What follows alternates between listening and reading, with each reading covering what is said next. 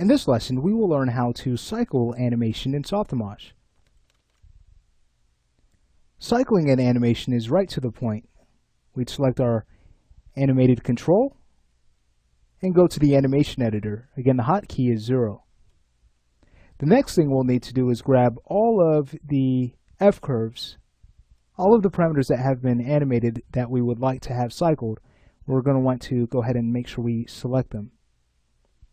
So with all of them selected, we can now go to Curves and choose Cycle. Great.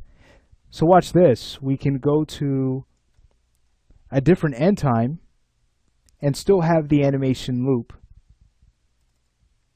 I'll set the end time here to frame 500 just to show you this. Double clicking on the range slider. Watch this. As we hit play, you'll see the animation continue to play even past the range of our cycle, the range of our keyframes. This becomes very helpful when working on, let's say, background characters, where you want characters walking around or maybe jogging in the background during a shot. You can go ahead and use the cycle tool. You could even use it for foreground characters if a character is walking through a scene.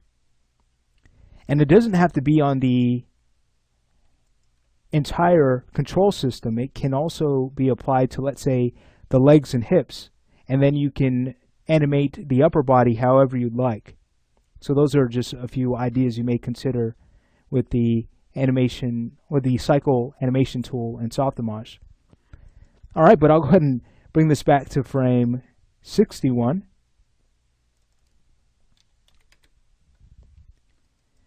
And what we'll do is go ahead and correct that pause that we saw. Now, you may have heard that to correct pauses in animation and cycles, or to create a seamless cycle, to go ahead and make sure your slopes are zeroed out on your start and end keys. That's not entirely correct. Instead, to create a seamless cycle, you want to make sure that your infinite curve blends into your real F curve.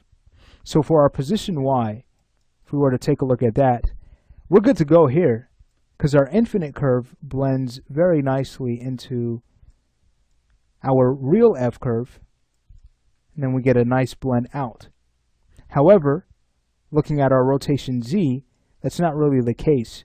Clearly now we can see that pause in the animation by taking a look at what's happening after and before our keyframes. You can see that pause clearly.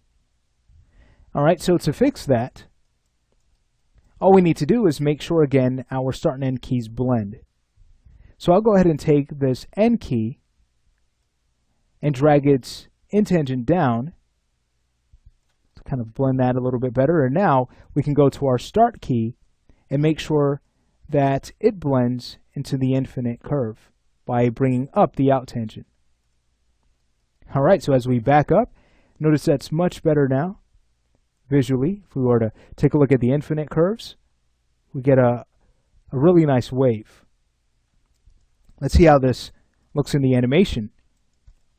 What we should notice now is that there is no longer any pause.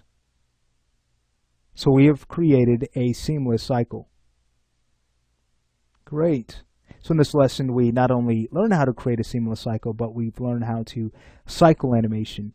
If you want to remove the cycle, simply select your object, go back to Curves, and you'll want to choose Constant Extrapolation.